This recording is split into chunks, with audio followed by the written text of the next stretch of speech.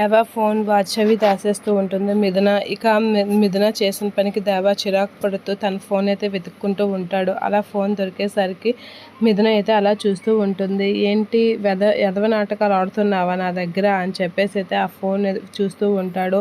అలా ఫోన్ తీసేసరికి మిథున అయితే అలా చూస్తూ ఉంటుంది. ఎవరి దగ్గరైనా చేయగా నా దగ్గర కాదు అని చెప్పేసి అయితే దేవ అయితే కోపంగా బయటకు వెళ్ళిపోతూ ఉంటాడు.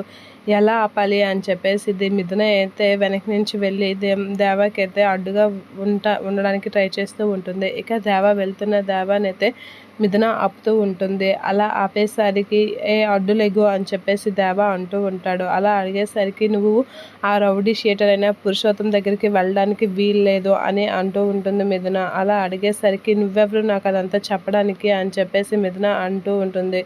మిథునతో దేవ అనేసరికి నేను ఎవరనేది అనవసరం, నువ్వు మాత్రం పురుషోత్తం దగ్గరికి వెళ్ళడానికి వీల్లేదు, ఈ రోజు నుంచి నువ్వు అక్కడికి వెళ్ళకూడదు అని చెప్పేసి చాలా గట్టిగా అంటూ ఉంటుంది మిథున. అలా అడిగేసరికి ఏంటి ఎక్కువ చేస్తున్నావు అని దేవ అనేసరికి నేను నీ భార్యని అని చెప్పేసి తన మెడలో తాలిబట్టు చూపిస్తూ ఉంటుంది.